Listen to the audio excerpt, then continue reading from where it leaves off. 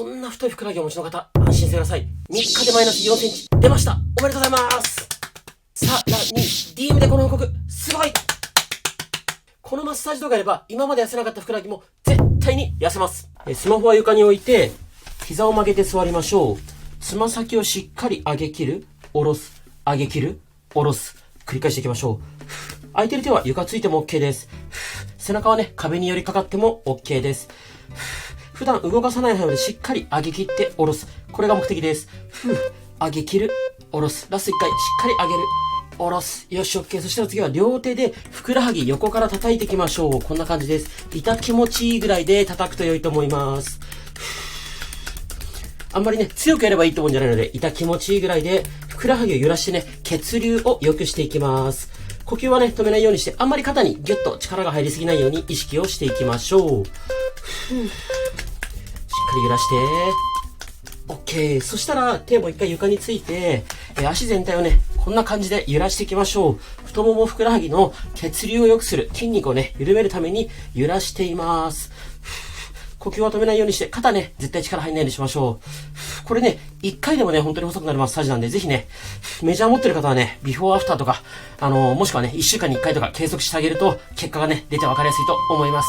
OK。そしたら次は、右足をこんな感じで立てます。両手で右足を掴んで、ギュッと絞りながら上にねじり上げるみたいなイメージですね。こんな感じです。これも痛気持ちいいぐらいでやっていきましょう。基本的には下から上です。これもね、強くやればいいってもんではないです。しっかり、下から上にねじりながらね、上げるイメージです。マッサージクリームとかね、ボディオイルお持ちの方は使ってあげると、よりね、やりやすいと思います。で、この時もあんまり肩、こうやって力入りすぎないように意識をしましょう。呼吸止めないようにしましょう。OK。そしたら一回、右足は外に倒して、で、土踏まずをマッサージしていきます。こんな感じです。全体的に、痛気持ちいいぐらいで、こうやって親指で押していくんですが、特にね、硬いところあれば、そこを重点的にやっていただいてもいいです。このね、大体結構硬いのは、親指のこの母子球の下あたり、こことかね、結構硬くなってる人いるので、しっかりやってあげましょう。筋膜って皆さん聞いたことあると思うんですけど、筋膜がね、こう足裏から首までね、全身繋がってますので、ここが硬いとね、肩こり腰痛にもなったりします。OK。そしたら次はですね、左手を右の足指の間にこんな感じで入れます。で、これでですね、足指の間を広げるイメージでガチャガチャ動かしましょう。これはね、硬い人結構痛いかもしれないです。こんな感じですね。ガチャガチャと動かす。足の指の間をね、しっかり広げることが目的です。ただで痛ければいいってもんじゃないので、まあ、無理ない範囲でやりましょう。この時も肩とか力入りすぎないようにすることと、呼吸はね、止めないようにしましょう。OK。そしたら次は、右の足指をですね、しっかり曲げる、しっかり反らす。これ繰り返していきましょう。曲げ切る、反らし切る。これ目安はですね、曲げるときはね、これぐらいまで曲がってほしいです。しっかり反らせる。ここまで曲げる。で、ここまでね、曲がらない人、下手したらね、これぐらいしか曲がらない方いると思うんですが、ゆっくりでいいです。つらない範囲でいいので、しっかり曲げ切る、反らし切る。これを繰り返していきましょう。呼吸止めないようにしましょう。曲げ切る、反らし切る。自分のペースでいいですよ。きつかったらサボってもいいですからね。OK。そしたら次はですね、このすね、弁慶のこのすねのちょっと外側、脛骨筋という筋肉をね、下から上にマッサージしていきます。こうやって指で押してあげてもいいし、このね、手を使ってグッと下から上にこうやって持ち上げてもいいし、どっちでもいいです。指でもいいし、もしくはね、こんな感じでげんこつ作って、げんこつを下から上にこう滑らしてもいいと思います。このすねの外側の筋肉をマッサージしています。基本的にね、下から上に持ち上げましょう。どうしても重力でね、下に水分や血液が溜まってしまうので、下から上に持ち上げます。OK です。そしたら次はですね、膝裏、しっかり押していきましょう。膝裏。両手で、こんな感じです。親指使って膝裏を押していきましょう。呼吸止めないようにしましょう。痛気持ちいいぐらいでやっていきましょう。でね、膝裏硬い人はゴリッとしたのがね、いると思います。それ見つけたらね、そこを重点的にやってあげるといいと思います。ただこれも力いっぱいやれば痩せるってわけじゃないです。強くやりすぎるとあざになったりするので、痛気持ちいいぐらいが無難じゃないかなと僕は思います。そしたら大切なお尻のストレッチやっていきましょう。右足を左、こっちに持ってきて、で、両手でこの足をお腹にグッとつけれます。で、右のお尻が伸びてれば OK です。なるべくピンと背筋張るとね、しっかり伸びます。で、この体勢できないよって方は、この足をもうちょっと前持ってきて、この状態でもいいです。右のお尻がね、結論伸びればいいです。頑張れる人は、この足をなるべくお腹にしっかりギュッとつけて、なるべく姿勢を正すと、しっかりね、右のお尻伸びてくると思います。お尻は人の体で一番大きい筋肉なので、ふくらはぎ痩せにめちゃめちゃ重要です。OK です。そしたら逆足行きましょう。左足前に出します。で、下から上に、こんな感じで絞り上げるイメージですね。こうやって足寝かしちゃってもいいです。やりやすいようにやってみてください。下から上に絞りながら持ち上げるイメージですね。呼吸は止めないようにしましょう。痛気持ちいいぐらいで、肩はね、力入りすぎないようにしましょう。本当にね、むくみがひどい人は、これだけでもね、すぐ細くなるので、ぜひ期待しててください。よし、OK。そしたら次は、左の土踏まずマッサージしていきましょう。両手で、こんな感じでですね。僕は親指使ってマッサージしてます。痛気持ちいいぐらいで土踏まずね、全体的に揉んでいきましょう。先ほども伝えたんですけど、筋膜がね、こう足の裏から体全身に繋がってますので、このね、足の裏、筋膜が硬いと痩せづらい、もしくはね、肩こり腰痛の原因になったりしますので、しっかり緩めていきましょう。力いっぱいいればいいわけじゃないですからね。呼吸は止めないようにして、肩、どうしてもこう力入っちゃう方多いので、肩は力入らないように意識をしましょう。よし、OK。そしたら次はですね、右手で、左の足の指の間にこうやって手を入れます。こんな感じです。で、この状態でガチャガチャっとこうやって動かしましょう。こんな感じです。見えますか？こうやってガチャガチャっと動かしましょう。床に足を置いたままやってもいいし、ちょっとこうやってね、持ち上げて動かしてもいいです。足の指の間をね、広げるってことが目的です。呼吸は止めないようにしましょう。肩ね、どうしても力入りやすいので、意識して力抜きましょう。OK。そしたら次、左足の指をしっかり曲げ切る、反らし切る。しっかり曲げ切る、反らし切る。繰り返していきましょう。理想はここまで曲がってほしい。このね、この関節からしっかり曲がってほしいです。反らせる。つりそうなよって方はね、つらない範囲でいいです。ゆっくりでので、普段動かさない範囲でしっかり曲げ切る、反らし切る。曲げ切る、反らし切る。繰り返していきましょう。ここまで曲がってほしいです。本当に硬い人はね、これぐらいしか曲がらない方もいると思うんですが、やっていくうちにね、柔らかくなりますので、一緒に頑張りましょう。OK。そしたら次は、この連携、このすねの骨の外側ですね。それを下から上にマッサージしていきましょう。ここね、ヒール履いてる人とかめちゃめちゃ硬くなってるので、しっかりね、下から上に揉んでいきましょう。げんこつ作って下から上にこうやってする感じでもいいし、そうですね、こう手のひら使って下から上にこうしてもいいし、指で揉んでもいいです。下から上に向かってマッサージできてれば、それで OK です。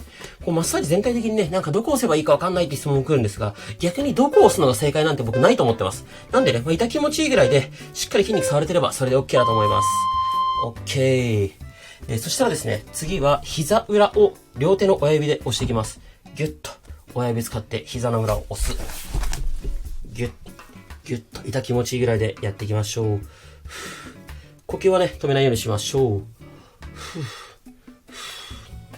しっかり膝の裏、肩の力はね、入れすぎないようにして、呼吸止めないようにして、で、硬いのがね、見つけたらそこを重点的にやってあげると良いと思います。よし、OK。そしたら次、左のお尻ストレッチしていきます。この左足を右、こっちに持っていきます。で、両手でこの足をしっかりお腹に近づけます。左のお尻ストレッチかけていきます。ここ伸びてれば OK です。この体勢できないよって方は、左足が、この辺でもいいです。左のね、お尻が伸びてる感覚あれば、それで正解です。頑張れる人は、しっかり足をお腹に近づけた状態で、さらに姿勢を正す。そうするとね、左のお尻、より伸びてくるんじゃないかなと思います。で、最後にね、とっておきのおすすめの種目、一緒にね、頑張りましょう。ちょっと難しいですけどね。ふくらはぎ痩せにめちゃめちゃ効果的です。じゃあ、こんな感じで座ってですね、膝をなるべくこうやって曲げといて、足指使って前に進む。これベッドの上とか布団の上でもいいですからね。進めるとこまで進んだら、戻る。足ぶつかって進めるところまで進む。頑張って頑張って頑張って頑張って。きつい。これできない人はね、本当にゆっくりでもいいので頑張りましょう。でね、ふくらはぎ痩せ。この動画だけでもいいんですが、全然物足りないよとか、早く痩せたいよって方向けにね、おすすめの足痩せ動画を、概要欄貼っておきますので、ぜひこのままね、続けてやっていただければと思います。で、概要欄に Twitter、インスタ、その他 SNS もね、貼ってます。ぜひね、フォローしていただけると嬉しいです。お疲れ様でした。よく頑張りました。ここがなかなか細くならない方は、筋膜の硬さや筋肉の緊張が原因かもしれません。毎日ストレッチ動画の前にマッサージを入れてみましょう。体育座りの状態を作って、ふくらはぎと太ももの脂肪をゆらゆら揺らしていきます。足全体の血流を良くすることが目的です。つま先を浮かせてても、つけてても、どっちでも大丈夫です。もう脂肪をね、揺らすイメージです。できる限り小刻みに大きく揺らしましょう。呼吸はね、止めないようにしましょう。この次からマッサージやっていきます。右足を伸ばします。前ももを奥から手前に向けて、両手でマッサージしていきます。触ると、張ってるところ、ゴリゴリしてるところがあると思うので、そこを重点的に行っていきましょう。両手使ってね、力みすぎないようにやりましょう。手のひら使ってもいいし、こうやって揉んでもいいです。やりやすい方をね、自分で探してみましょう。こうやって拳使ってもいいです。手前に向けてマッサージしていきましょう。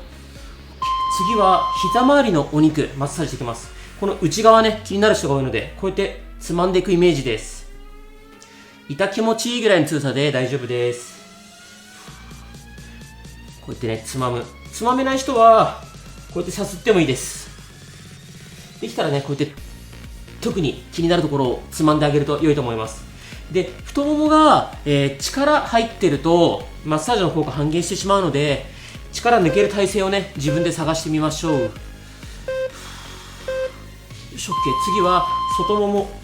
こっち側です。これも奥から手前に向けて両手でマッサージしていきましょう。肩とか腕、力入りすぎると終わった後に疲れちゃうんで、適度にね、力抜いて痛気持ちいいぐらいで、拳使ったりとか、手のひら使ったりとかね。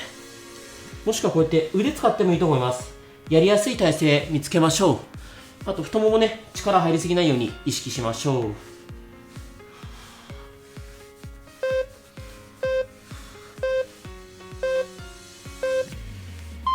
よし、OK。次は、右膝を曲げます。内ももマッサージしていきます。膝から手前に向けて、マッサージしていきましょう。手のひら、拳、もしくは両手使って、どんな体勢でもね、内ももが力抜けている状態で、手前に向かってマッサージしていきましょう。痛気持ちいいぐらいの強さがいいと思います。付け根はね、後で重点的に行うので、内もも全体にマッサージしていきましょう。マッサージだけしかね、やらない日があっても僕は良いと思います。OK。次は、股関節付け根。ここですね。マッサージしていきましょう。右足伸ばした状態で、付け根あたりを手のひら使って揉みほぐしたりとか、もしくはね、痛みが大丈夫な人は親指使ってもいいです。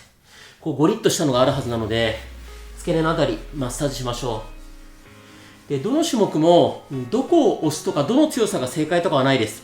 力が抜けている状態で揉みほぐすのが目的なので、ほぐれてるなというところを位置とか強さ見つけてみましょう。OK。次、もう一回右膝曲げます。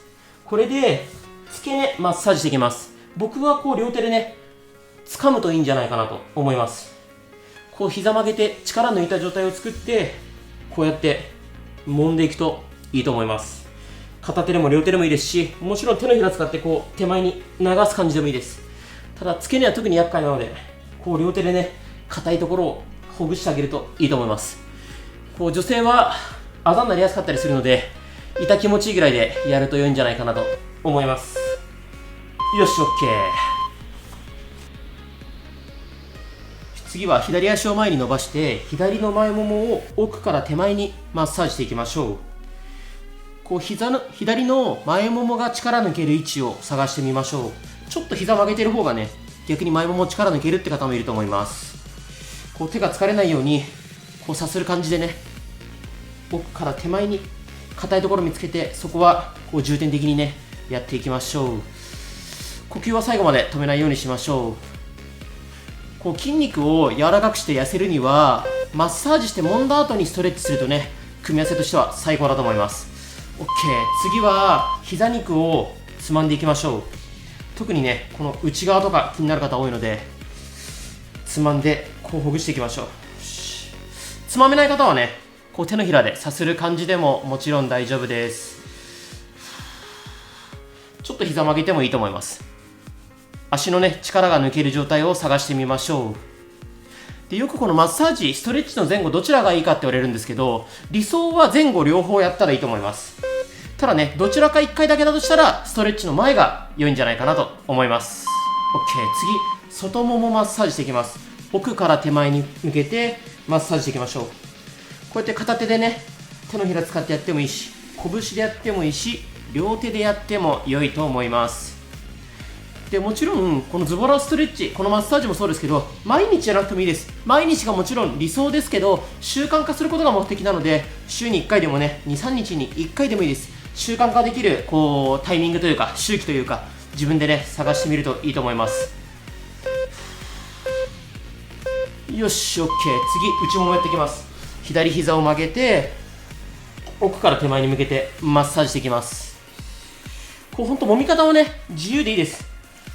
こうやって揉んでもいいし、手のひらでやってもいいし、拳でやってもいいし、左手でも右手でもどっちでも大丈夫です。無理なくね続けられる体勢、やり方を自分で探してみましょう。奥から手前にね、で呼吸は止めないようにと、あんまり肩に力入りすぎないようにしましょう。よし OK、 次もう一回左足伸ばして付け根マッサージしていきましょう。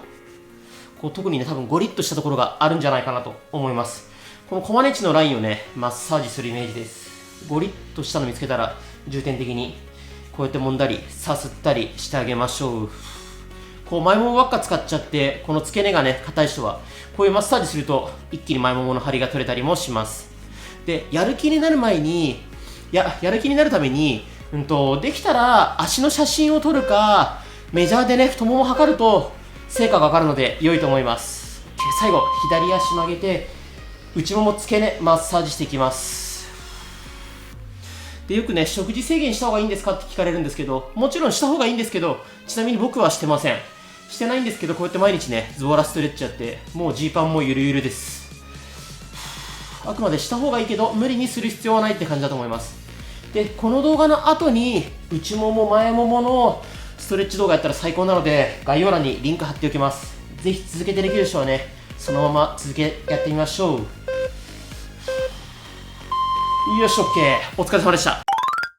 なかなか足痩せできなかった女性がたった2日で太ももマイナス6センチ出ました。おめでとうございます。足痩せできない女性の永遠の悩みだと思います。そんな女性のために太ももの前張りを取って内もも隙間を作るためのチェック方法とストレッチご紹介します。任せてください。もちろん1回で太もも細くなるので、本気で痩せたい人はメジャーを使って太もものビフォーアフター計測してみましょう。まずはうつ伏せに寝ましょう。スマホは顔の前に置いておきましょう。左のかかとをお尻に近づけます。左手で骨盤の下、ここに手を入れてみましょう。床と骨盤の隙間に手が入る方、骨盤が歪んでいる証拠です。あともう一つ見てほしいことは、かかとがお尻につくかです。理想は手を使わずにかかとがお尻につくこと。で、左手を使って、こうやって手でサポートすれば、かかとがお尻につく。これはなんとか最低ラインクリアというイメージです。で、手を使ってもかかとがお尻につかない人は、かなりやばいと思ってください。では反対足もやっていきます。では右足のかかとをお尻に近づけましょう。右手でこの骨盤の下に手を入れてみて、骨盤と床の隙間ある方は骨盤歪んでいる証拠です。で、もう一つ見てほしいのは、かかとがお尻につくかどうかです。理想は手を使わずにかかとがお尻につくこと。で、手を使ってかかとがお尻につけば、最低ラインはクリアというイメージです。で、手を使ってもかかとがお尻につかない人はかなりやばいです。ビフォーアフターで1回で変化出ますので楽しみにしててください。一緒に頑張りましょう。じゃあうつ伏せのまま1種目目やっていきます。かかとをお尻に近づける。こんなイメージです。かかとがお尻につかなくてもいいので、できる限り近づけましょう。で、急いでやるってよりも、ゆっくりでいいので、かかとをお尻に近づけるように、ギュッ、ギュッと力入れましょう。こう、裏ももとお尻の境目あたりにこうやって手を添えて、あ、この筋肉使ってるなーって感覚があれば、それで OK です。呼吸は止めないようにしましょう。で、この次の種目から上向きになりますので、スマホを持って上向きになる準備しておきましょう。枕ある方は枕を入れるといいと思います。OK、上向きになります。スマホは手に持っておきましょう。じゃあ、右足を大きく外回ししていきます。時計回りと反対、反時計回りに大きく足を回します。早くやることが目的ではないです。普段動かさない範囲でゆっくり大きく回していきましょう。股関節がゴリゴリなるよって方は、痛みがなければそのまま大きく回して大丈夫です。痛みがある方はゆっくり小さく痛みがない範囲で回していきましょう。呼吸は止めないようにしましょう。スピードよりも普段動かさない範囲で大きく動かすことが目的です。 OK で、次左足やっていきます。こっちは時計回りですね。時計回り、内から外に向けて回してます。こっちも同じです。ゴリゴリなるよって方は、痛みがなければね、大きく回して大丈夫です。呼吸止めないようにしましょう。で、冒頭でお伝えした2日でマイナス6センチ痩せた人、その人がね、どの動画やってたのかは概要欄貼っておきますので、ぜひ参考にしてください。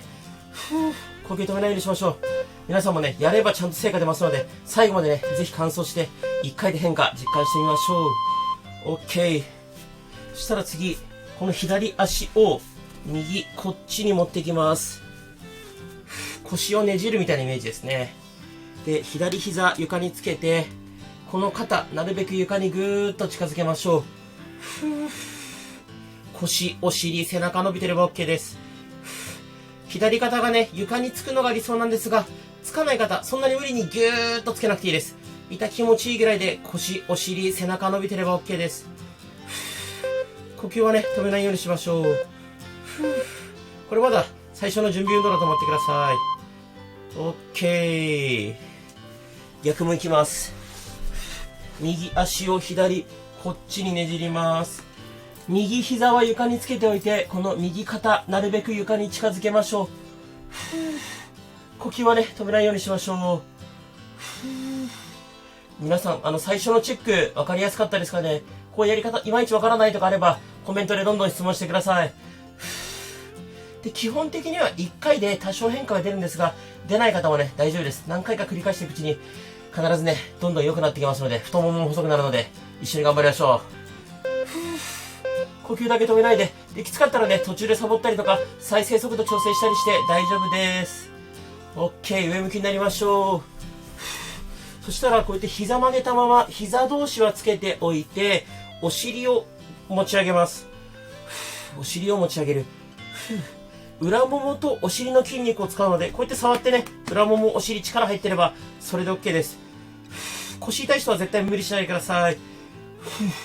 で、膝同士しっかりつけておくとね、内ももも効きますので、なるべく膝同士つけておきましょう。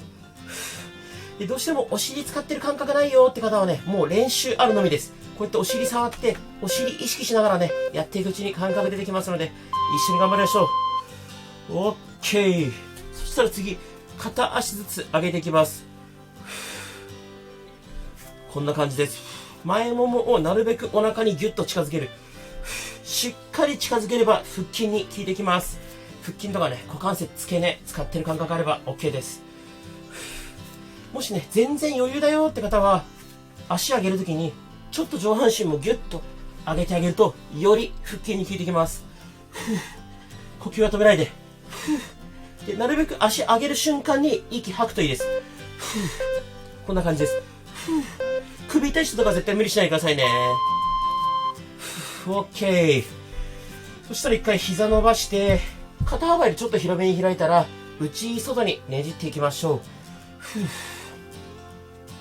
これはね、休憩ストレッチです。股関節、付け根から動かすイメージです。内外にしっかり動かしていきましょう。呼吸は止めないようにしましょう。腰が反って痛いよって方もしいたら、こうやってね、膝曲げた状態で左右に倒しても、もちろんこれでも OK です。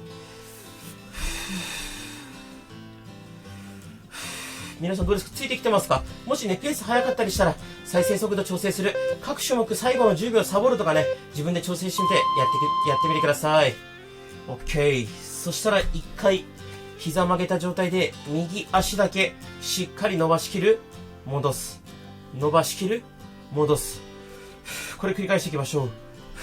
しっかり伸ばしきることが目的です。で、伸びきらないよって方はね、ちょっと高さ低くしてもいいです。これぐらいでもいいです。しっかり膝を伸ばしきる。逆に余裕だよって方は、なるべく高い位置で、しっかり伸ばしきる。これもスピード勝負じゃないです。膝伸ばしきることが目的です。伸ばしきるとね、この裏もも、膝の裏伸びる感覚があると思います。しっかり伸ばしきる。OK。逆足やっていきます。しっかり伸ばしきる。伸ばしきる。一回一回足床に下ろしてもいいですからね。スピード勝負じゃないです。伸ばしきることが目的です。きつかったらこうやって低い位置でも OK。呼吸止めないで。頑張れる人は高い位置で。きつい。しっかり伸ばしきって。このね、伸ばしきるときに膝肉使いますからね。伸ばしきる。で、次の種目から横向きになります。右向きで横向きになるので、スマホを持って右向きになる心の準備だけしておいてください。しっかり伸ばしきって、ラスト1回伸ばしきりましょう。よし、伸ばしきる。OK。次、右向きで横向きです。スマホは顔の前に置いておきましょう。で、膝90度に曲げておいて、膝同士離す。膝同士離す。お尻の横、ここを使うイメージです。呼吸止めないようにしましょう。お尻の横、ここを使う感覚ありますか？触ってね、硬くなってるなとか動いてるなって感覚あれば OK です。これすごい地味なんですけど、正しくやるとね、めちゃめちゃお尻の横効きます。NG パターンは、こうやって体がね、後ろに倒れちゃうと NG です。骨盤固定したまま、膝だけ離す。膝だけ離す。OK。そしたら、右足前に出して、このね、左足、真上に上げる。お尻の横、ここ使ってます。真上に上げる。呼吸止めないで。きつ。これきつい。なるべく高く上げましょう。呼吸止めないで。頑張れ頑張れ。もしね、多分ね、そろそろきつくなってくる方いると思います。各種目最後の10秒サボる。再生速度を変える。一回ね、途中停止して水分補給する。自分がね、やりやすい方法でぜひ最後まで完走してみてください。完走することでね、本当に一回で変化わかりますので、楽しみにしててください。きついな、これ。OK。そしたら、右足前に出したまま、左手で左足首掴む。こんな感じです。できますか？左の前ももをストレッチします。左の前もも、付け根、この辺がね、伸びてれば OK です。で、余裕がある人は、ちょっとね、この左足を後ろにギューッと引くといいと思います。こうするとより伸びてきます。で、まだ余裕があるよって人は、わざとね、猫背を作る。腹筋、力入れて腰を丸める。わざと猫背を作ると、めちゃめちゃ前もも伸びます。ただ、これ前もも伸ばすことが目的なので、きつい人はね、こうやってただ、足首持ってるだけでも十分伸びると思います。よし、OK。そしたら次は、左手、ぐっとこうやって胸を開く、戻す。胸を開く、戻す。呼吸止めないようにしましょう。で、こうやってね、骨盤ごと開いちゃうと意味ないので、骨盤は固定しておいて、手だけ後ろに持っていく。こんなイメージ。背中の筋肉を使います。背中の筋肉使って胸は伸びる。これもスピード勝負じゃないです。普段動かさない範囲までしっかり胸を開く。頑張って。骨盤固定しておいて。で、この次の種目から逆向きになりますよ。じゃあ皆さんスマホ持って願い打ちましょう。逆向きです。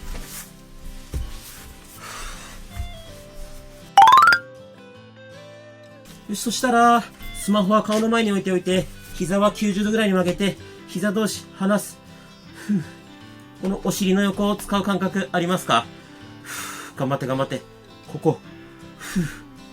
こうやって手でね、お尻の横触ると、動いてるなーって感じがあれば OK です。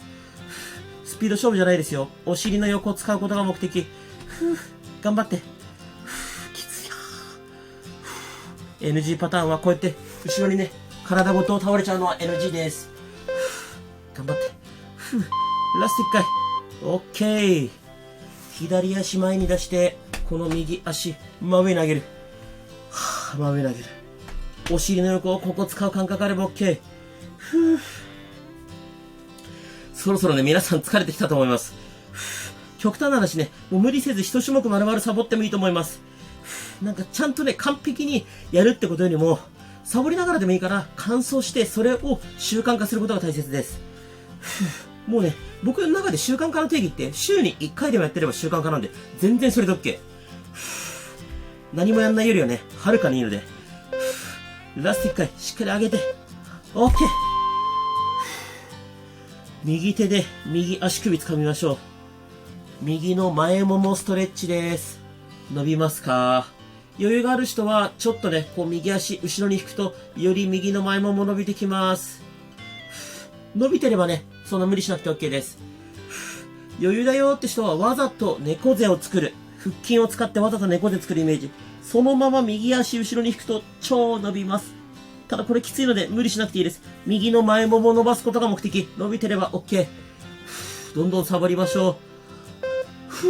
呼吸は止めないで。よし、OK。そしたらこうやって足揃えておいて、右手を前に持ってきて、胸を開く。前に持ってきて、胸を開く。骨盤が後ろにこうやって倒れちゃうと NG です。膝同士はつけたままってイメージですね。そのまま、開く、戻す。これね、足痩せなのになんで上半身入ってるのっていうと、結局ね、足だけ痩せるって難しいので、全身やるのが一番理想なので、なるべくね、どの動画も1種目ぐらいは、こうね、上半身とかが入るようにしてます。頑張って。で、この次の種目から、うつ伏せになりますよ。スマホ持って、うつ伏せになりますよ。ラスト1回しっかり開く。OK。スマホを持って、うつ伏せになりましょう。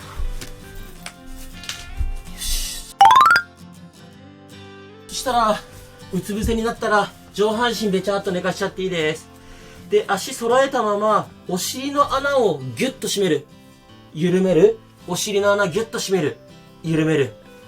これ感覚わかりますか？難しい方こうやってお尻触りながらやるといいと思います。お尻に力入ってれば OK。お尻の穴ギュッと締める。緩める。ギュッと締める。緩める。で、ちゃんと力入ってるとね、お尻の穴が閉まるときに内もも使う感覚もあると思います。頑張って。呼吸止めないで。ゆっくりでいいからしっかりお尻の穴閉める。ギュッ。戻す。OK。そしたら、次、左足を右、こっちにねじります。左のお腹の前面伸ばしてます。なるべくつま先向こうに向かってぎゅーっと伸ばしましょう。でね、うまーく伸ばせると、左のお腹の前面からこの股関節付け根ぐらいまで伸びるんですけど、ちょっと難しいかもしれない。まあ、お腹の前面伸びてれば OK です。呼吸は止めないようにしましょ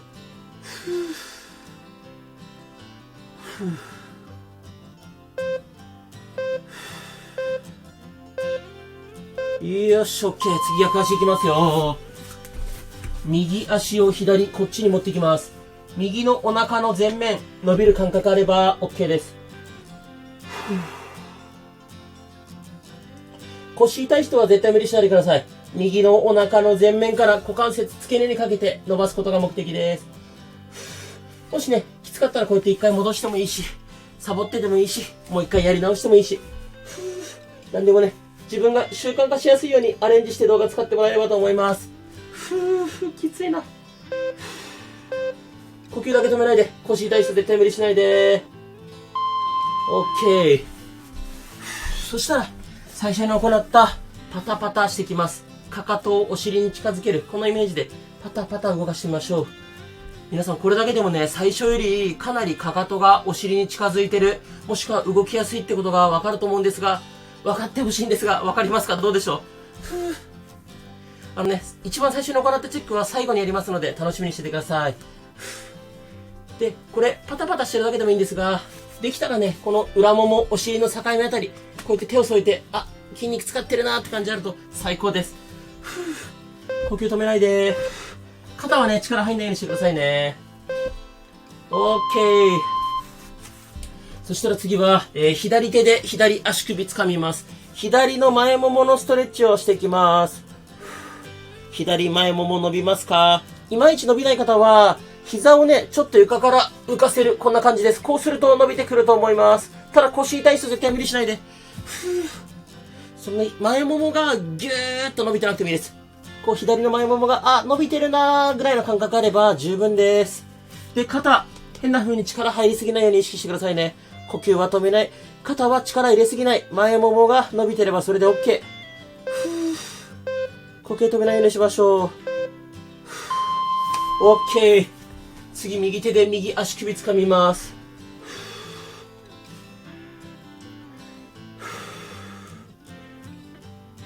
右の前もも伸びますか？伸びない方は、ちょっとね、膝を床から浮かせてあげると、より伸びてきます。腰、肩痛い方絶対無理しないでくださいね。呼吸止めないで。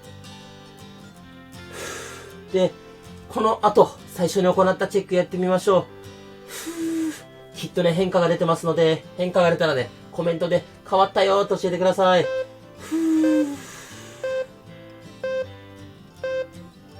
よし、OK。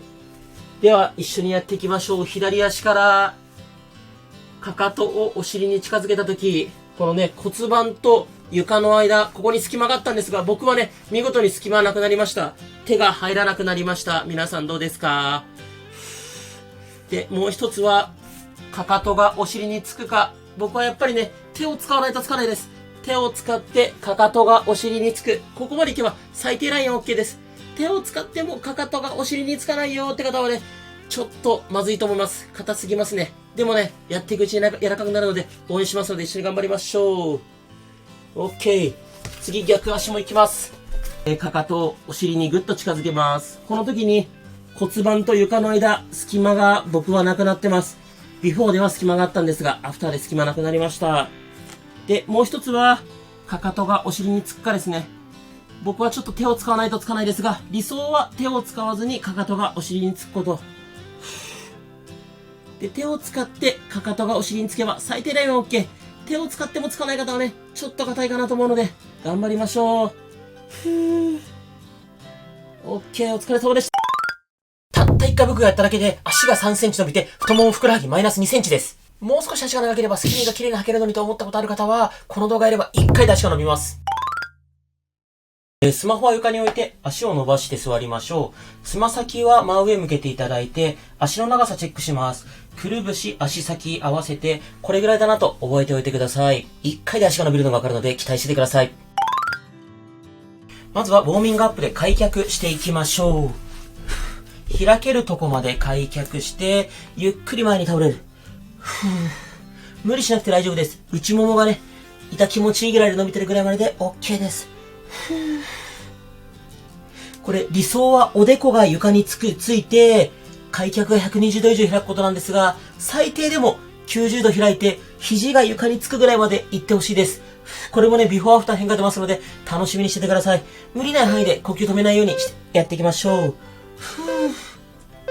う。よし、OK。そしたら次このあぐらみたいな状態にして右足を左こっちに持ってきます。で、この右足をお腹にぐーっとつけます。右のお尻、伸びる感覚あれば OK です。伸びますか？呼吸止めないようにして、肩力入らないようにしてください。この体勢できない方は、右足、この辺でもいいです。右のお尻が伸びてればそれで OK です。頑張れる方は、右足をお腹にしっかりつけて、ピンと背筋伸ばすと、より伸びてきます。肩は力入れすぎないで、呼吸止めないようにしましょう。OK。そしたら次は、この右足を両手でこんな感じで持ち上げます。このまま左右に揺らしていきます。持てる人はね、こうやって肘に引っ掛けてもいいですが、硬い人は、これぐらいの位置で、こうやって揺らすだけでも OK です。なるべくね、股関節を大きく揺らす。持ち上げれる人はなるべく高くまでこうやって持ち上げて揺らすといいと思います。ただね、肩腰痛い方は無理しないでください。股関節をね、ゆるーく揺らしてます。呼吸止めないようにしましょう。オッケー。そしたら次は、このあぐらの状態から、右足をちょっと前に出す。この状態で、体真正面に倒していきます。右のお尻伸びれば OK です。どうですか？伸びますか？これもね、理想はおでこが床につくことなんですが、僕もまだつかないです。皆さんどうですか？最低でもね、肘が床につくぐらいまでは行ってほしいです。お尻、この裏もも、外ももあたり伸びてれば OK です。呼吸止めないようにして、ちょっとずつ前に進めると良いと思います。肩も力抜いて、ちょっとずつ前に進む。OK。そしたら次は右足を伸ばしましょう。こんな感じです。で、このまま右足の方に向かって体を倒すと、裏もも、膝の裏伸びてくると思います。余裕がある人だけ手でつま先掴みましょう。さらにね、欲を言えば、このかかとをね、向こうにぐーっと突き出すイメージ。足を向こうにぐーっと突き出すイメージで行うとより伸びます。足を向こうに突き出すのはちょっとね、難しいと思うので、裏もも、膝の裏が伸びてればとりあえず OK です。きつい人は手をこの辺で添えてるだけでももちろん OK です。呼吸止めないようにしましょう。OK。そしたらね、右足伸ばしたままで、なるべく股関節開きましょう。で、今度真正面に体倒していきます。右の内もも伸びる感覚あれば OK です。つま先がこう倒れてしまってもいいんですが、なるべく真上向けた方が内ももはよく伸びます。ただ無理してもね、仕方ないので、痛気持ちいいぐらいで内もも伸ばしましょう。呼吸止めないようにしましょう。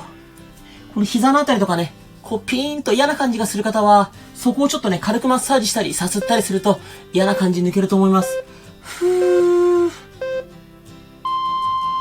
OK。じゃあこれで足の長さチェックやってみましょう。これでピッてやるとわかります？右足めちゃめちゃ伸びたんです。皆さんどうですか？変化出てますか？このまま左足もやっていきますよ。そしたらあぐらの状態にして、この左足を右こっちに持っていきます。で、この左足をお腹にグッとつけます。左のお尻伸びる感覚あれば OK です。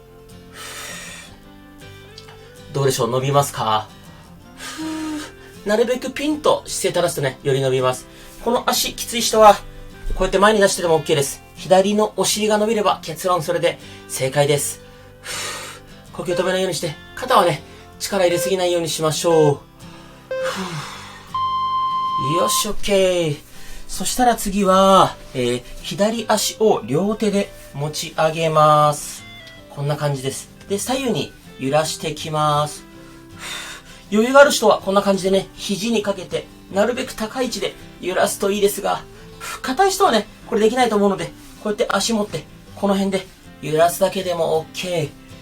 呼吸は止めないで、肩、力入れすぎないようにしてくださいね。きつかったらね、サボりサボりでも OK。再生速度変えてね、自分のペースでやってもいいです。サボりながらズボラに乾燥しましょう。よっしゃ、OK。そしたら次は、あぐらの状態から左足をちょっと前に出して、体正面に倒していきます。左のお尻伸びる感覚、皆さんどうですか？ありますか？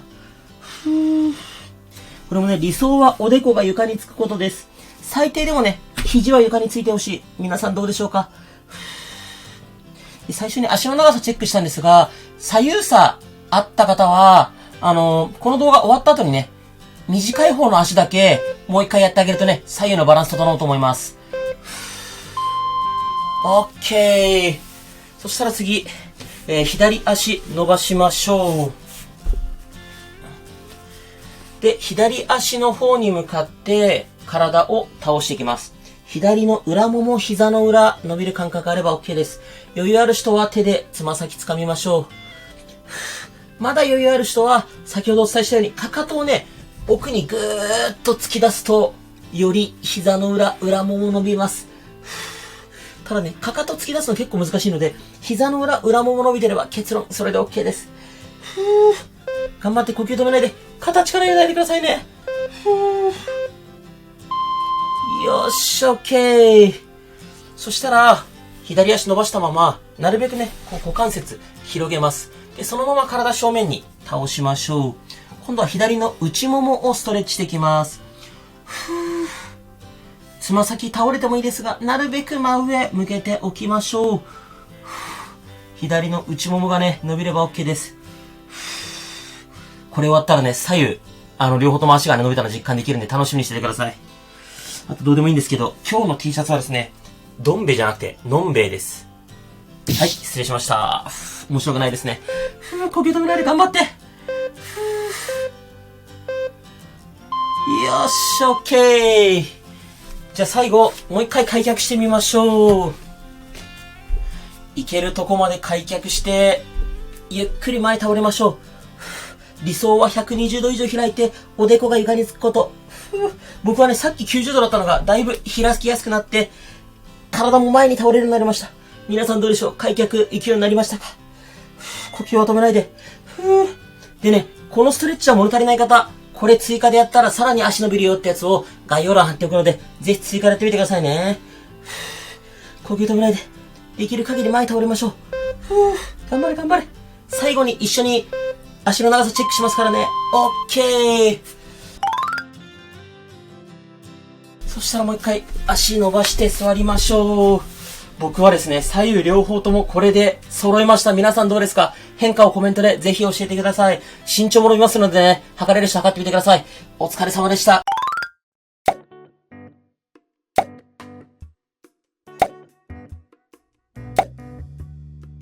スマホ床に置いて見ながらやりましょう。開脚しましょう。いけるとこまで開きましょう。ゆっくり開いたら前に倒れていきましょう。理想は120度ぐらい開いて、おでこが床につくことです。最低でも90度ぐらい開いてほしいです。僕もね、まだ90度ぐらいなんで、硬い方も大丈夫です。一緒にね、頑張りましょう。ちゃんとやれば変化出ます。で、足痩せできない原因として、太ももとか内ももの柔軟性のなさ、それはもちろんあるんですが、実は大切なのはお尻なんですね。で、お尻がなんで大切か、解説しながらやっていきますのでね、一緒に頑張りましょう。ちゃんと1回で変化出ますので、楽しみにしててください。オッケー。そしたら次はですね、一回足閉じて、右足、こんな感じでちょっと前に出しましょう。体を真正面に倒していきます。右の外もも、お尻、伸びる感覚あれば OK です。どうでしょう、伸びますか？外もも、お尻です。理想はおでこが床につくことですが、最低でもね、こうやって肘が床につくぐらいはいってほしいです。これも一回で変化出るので楽しみにしててください。お尻毎日伸びないよって方は、足を手前に引いたりとか、ちょっと前に出したりとか、体をもっと前に倒したり、ちょっと斜め前に体を倒したりして、お尻が伸びる角度を自分で探してみましょう。よし、オッケー。足逆にしましょう。左足をちょっと前に出します。この状態で体正面に倒して、左のお尻、外もものあたり伸ばしていきましょう。これも理想はおでこが床につくことです。最低でも肘がね、床につくぐらいは言ってほしいです。できない方もね、大丈夫です。単純にね、座りっぱなしとか、運動不足でお尻が硬くなってるだけなので、ちゃんとストレッチすればね、柔らかくなるので、安心してください。あと、座骨神経痛とかね、腰痛にもすごいおすすめなストレッチ動画になってますので、腰が痛い、座骨神経痛でしんどい方もね、ぜひ、習慣にしていただければと思います。呼吸止めないようにしましょう。よし、オッケー。そしたら次は、一回右足伸ばします。で、この状態作ったら、左手で右のつま先を触りに行きます。触れれば良いんですが、僕は触れません。皆さんどうでしょう？この左の脇腹、脇の下と、右の膝裏、伸びると思います。反動をつけながらでいいので、無理ない範囲で呼吸止めないようにやっていきましょう。あんまり肩、力入りすぎないようにしてくださいね。反動つけて呼吸止めないようにいきましょう。頑張って。よし、オッケー。足逆にします。左足を伸ばします。で、さっきと同じように、右手で左のつま先触りに行きます。どうでしょう、触れますか？僕も触れないのでね、硬い方も安心してください。やればね、ちゃんと変化出ますので。で、結構ね、これ、左右差ある方、多いと思います。ただ基本的に人間は、利き手とか利き足があるので、左右差があって当たり前です。左右差がすごい極端にある方は、その硬い方だけね、ちょっと、量をね、多めにやってあげる。まあ、倍ぐらいやってあげると良いんじゃないかなと思います。呼吸止めないでしましょう。よし、OK。次前屈します。足を伸ばします。この状態からゆっくり前倒れましょう。反動をつけながらで大丈夫です。理想はこの手首がつま先に当たるぐらいまで前に倒れればいいんですが、最低でも指先がつま先触れるぐらいまでいけるといいと思います。皆さんどうでしょうか。呼吸止めないようにしましょう。腰痛とかね、反り腰、座骨神経痛持ちの方は結構この前屈も苦手だったりするんですが、反動をつけながらね、無理ない範囲でいいので、一緒に頑張りましょう。呼吸止めないようにしましょう。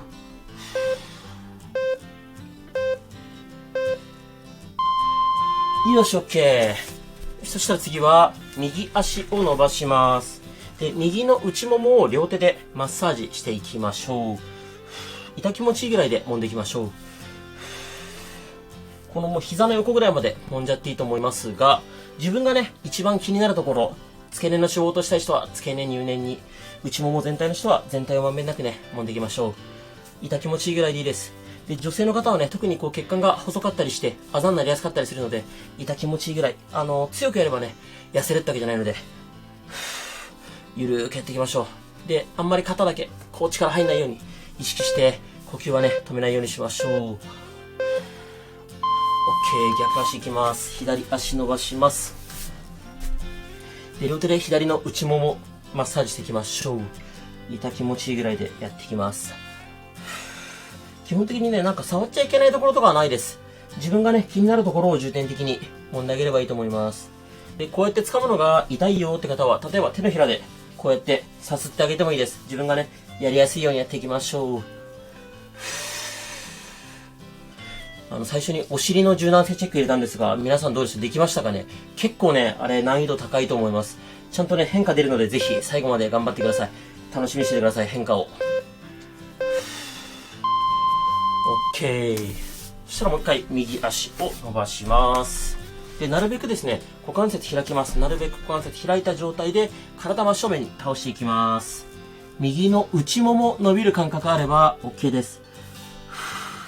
もう倒れれる人はね、おでこを床につけるぐらいまで倒れちゃっていいんですが、硬い人は、つま先がね、こうやって前に倒れちゃうんじゃないかなと思います。問題はないんですが、なるべく真上向けた方が、内ももより伸びてきます。呼吸は止めないようにしましょう。どうしてもね、こう肩、上がりがちな方多いので、肩は力抜いて、呼吸は止めない。よし、OK。足逆にします。左足を伸ばして、開脚、なるべく股関節開いた状態で、体真正面に倒していきます。左の内もも伸びる感覚あれば OK です。つま先が前に倒れちゃう方は、なるべくね、真上向けましょう。で、この内ももが硬い人、僕がね、トレーナー歴9年一応あるんですけど、その中で見てて感じるのは、あれですね、内もも使わなすぎ。筋肉って使いすぎか使わなすぎで硬くなるんですけど、ほとんどの方がね、内ももを使わなすぎです。運動不足ってのもあるし、運動してても足を閉じるって動きはあんまりしないので、やっぱりね、内ももはこうやって伸ばすことも大切ですけど、使うってこともね、すごい大切です。OK。そしたらですね、一回こんな感じ、あぐらみたいな状態にして、右足を左、こっちに持っていきます。で、この両手でこの右足をお腹にグッとつけます。右のお尻伸びる感覚あれば OK です。なるべくピンと姿勢正すと、よりね、右のお尻伸びてきます。きつくてできないよって方は、この足、この辺でもいいです。右のお尻伸ばすことが目的です。伸びてればそれで OK です。頑張れる人は、なるべくこの足をお腹にぐーっとつけて、ピンと姿勢正すと、よりね、右のお尻伸びてきます。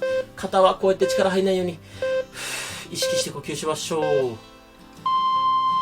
OK。逆足いきます。左足を右、こっちに持ってきます。で、この足をしっかりお腹にギュッとつけます。なるべく姿勢正す。左のお尻伸びる感覚あれば OK です。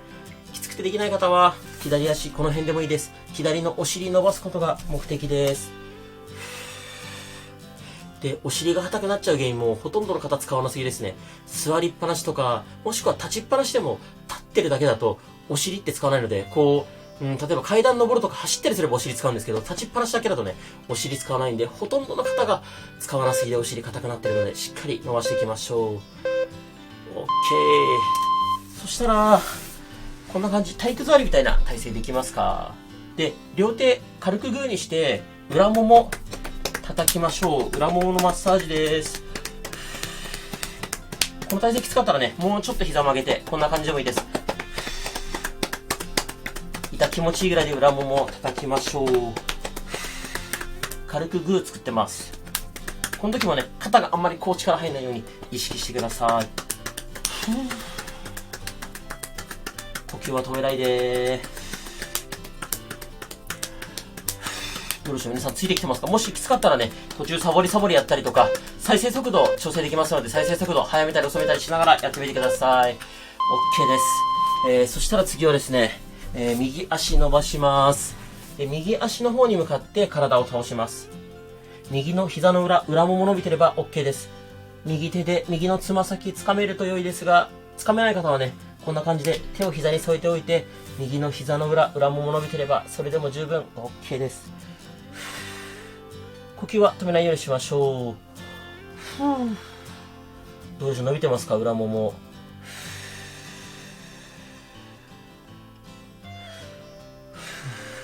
頑張れる方はね、ちょっとずつ反動をつけながらでいいので、前に進んでいけると良いと思います。OK、逆いきます。次、左足伸ばします。で、左足の方に向かって体を倒していきます。左の裏もも、膝の裏伸びてれば OK です。ふくらはぎ硬い人はね、ふくらはぎ伸びる感じもすると思います。掴める人は手でつま先掴む。掴めない人はね、こうやって膝に添えて膝が曲がらないようにしましょう。結構ね、質問で、ストレッチ毎日やらなきゃいけないですかって言われるんですけど、もう理想はね、朝昼晩3回、毎日やるっていうのが理想なんですけど、無理ですよね。僕もね、ズボラなんでそんなできないです。なんで、最低限は、週に1回だけでもね、ズボラストレッチの動画1個でもやってれば、それで十分だと思います。それでも十分習慣化になりますので、ぜひね、ゆるーく習慣化して、ズボラにやっていきましょう。OK。そしたら次、もう一回右足伸ばします。で、なるべく、開く。股関節開いた状態で体真正面に倒します。で、この状態でつま先を前に倒す、真上向ける、前に倒す、真上向ける。もう股関節付け根から動かすイメージです。倒す、真上向ける。呼吸は止めないようにしましょう。内もも伸びてる感覚あれば OK です。余裕ある人はどんどん体ね、前に倒していきましょう。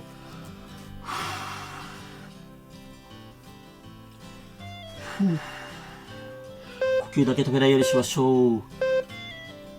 しっかり真上向ける。OK、逆足いきます。左足伸ばして、なるべく股関節開いた状態で、体は正面に倒していきます。つま先前に倒す、真上向ける。つま先前に倒す、真上向ける。これ繰り返していきましょう。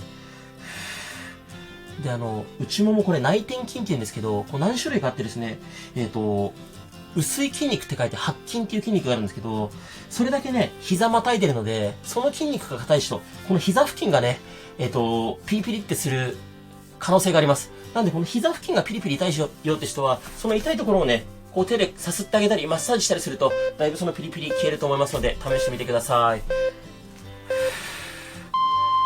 よし、OK。そしたら、あぐらでも正座でも長座でも大丈夫です。楽に座ったら、右手、右肘を床について、左手万歳します。誰かにこの左手を引っ張れてるイメージで、向こうにぐーっと左手を伸ばすと、左の脇の下、脇腹ぐらいまで伸びてくると思います。で、この時に反対のこっちのお尻、浮いちゃダメなのっていう質問いただくんですが、浮いても OK です。目的は左の脇腹、脇の下、脇腹を伸ばすことです。多少お尻が浮いても OK。あぐらできない人は正座でやってもいいし、長座でやってもいいです。よし、OK。逆いきます。左手、左肘床について、右手万歳します。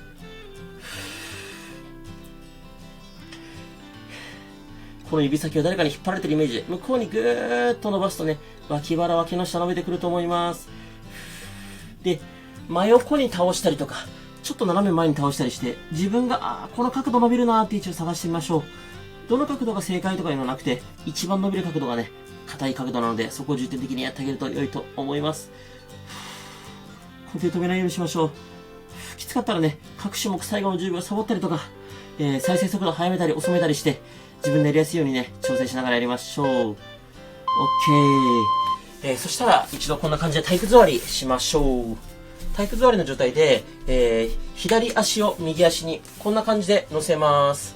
で、なるべく胸に左足を近づける。こんな体勢作ります。左のお尻ストレッチします。手は床について OK です。なるべくピンとしてからしましょう。きつくてできないよーって人は、一回足伸ばして、この状態で左足を右足に乗せて、これぐらいでも全然 OK です。お尻、この辺伸びてれば OK です。頑張れる人はなるべく左足をお腹に近づけてピンと姿勢を正す。呼吸止めないようにしましょう。OK です。逆足いきましょう。右足を左足に乗せます。で、なるべく右足を胸に近づけます。なるべくピンとして垂らすと右のお尻伸びてくると思います。どうでしょう、伸びる感覚ありますか？呼吸止めないようにしましょう。きつい人は一回足伸ばして、この状態で右足乗せて、これぐらい、これでもね、十分です。右のお尻伸びてればそれで正解です。どうしてもね、周りの人と比べたりしちゃう方が多いんですけど、別にね、自分のためにやってることなんで、誰かがどうだからっていうのは関係ないです。少しずつでもね、柔らかくなるのを実感していただければと思います。よし、OK。そしたらですね、もう一回前屈やってみましょう。足伸ばして前に倒れます。さっき僕は指先がつま先つくのギリギリだったんですが、だいぶ余裕ができました。皆さんはどうでしょう？変化実感できてますか？呼吸は止めないようにして、どんどんね、反動つけながらでいいので、前に倒れましょう。多少膝曲がってもいいです。呼吸止めないで。ちょっとでもね、ビフォーアフターの変化が実感できると、すごく嬉しいです。頑張って頑張って。呼吸は止めないで。よし、OK。そしたら次、お尻の柔軟性チェックです。こんな感じで、右足ちょっと前に出して、体真正面に倒します。おでこが床につくのが理想です。僕はつかなかったのが、ギリギリつくようになりました。皆さんどうでしょう？変化出てますか？最低でも肘が床につくぐらいまでいければいいと思います。いまいち伸びない方はね、右足もうちょい前に出したり、手前に引いたりとか、体をもっと前倒したりとか、左斜め前に倒したりとか、いろんな方向で試してみてください。右のお尻、外もものストレッチと柔軟性チェックを兼ねてます。おでこがね、床につくようになった方はぜひコメントでね、変化出たよって教えてもらえるとすごく助かります。OK。逆行きましょう。左足前に出して、このまま体真正面に倒していきます。左の、お尻、外もも伸びてれば OK です。おでこが床につくのが理想ですが、僕はちょっと左右差があって左側つきません。先ほどもお伝えした通り、つかない方はね、ちょっと長めにやってあげるといいと思います。一回動画止めて長めにやってもいいし、ちょっとね、硬いところだけ動画の再生速度を遅くして長めにやってもいいです。ただね、最初に比べてこのお尻柔らかくなって前に倒れやすくなった感じするんじゃないでしょうか。よし、OK。そしたら右足を伸ばします。で、左手で右のつま先触れるかどうかやってみましょう。僕ギリギリ触れました。もともとつかなかったのがつくようになりました。皆さんどうでしょうか？あんまり無理しないでくださいね。反動をつけながらでいいので。呼吸が止められるようにしましょう。この裏もも、膝の裏伸びれば OK です。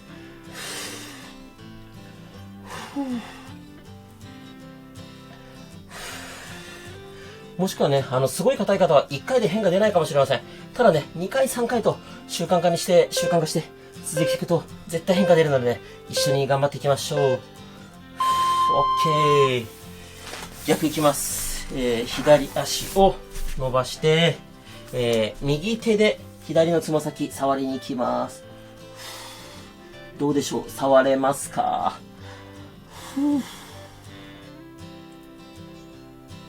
呼吸は止めないようにしましょう。僕はやっぱり左右触ってこっちだけつかないですね。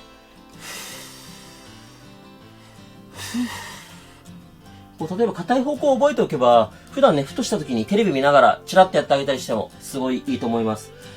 で、この左右差、さっきも伝えたようにすごい気にしちゃう方いるんですけど、人間なのでね、左右差あって当たり前です。そんなに気にしなくていいと思います。よし、オッケー。そしたら最後、もう一回開脚しておしまいにしましょう。開けるとこまで開いて、ゆっくり体正面に倒しましょう。理想は120度開いて、おでこが床につくこと。最低でも90度ぐらい開いて、肘が床につくぐらいまで行きたいですけど、僕もちょっとできないです。ただだいぶね、前に倒れやすくなりました。で、ズボラストレッチはこんな感じで1回でね、基本的に変化出るようになってますので、太もももお腹も気になる方はね、メジャーでビフォーアフター計測してあげたりすると、1回で変化分かったりするので、メジャー持ってる方はね、ぜひ次からメジャー使ってビフォーアフター計測してみてください。で、これで全然物足りないよって方もいると思うので、概要欄に追加のストレッチ貼っておきますので、ぜひこのも続けてやってみてください。あとは LINE アット、インスタ、Twitter、ボイシーやってますので、それも全部概要欄貼っておきます。ぜひフォローお願いします。OK です。お疲れ様でした。ここまでよく頑張りました。自分自身に拍手しましょう。もう全然ズボラじゃないです。もしこの動画が良かったらチャンネル登録と高評価いただけるとすっごく励みになります。僕と一緒に頑張りましょう。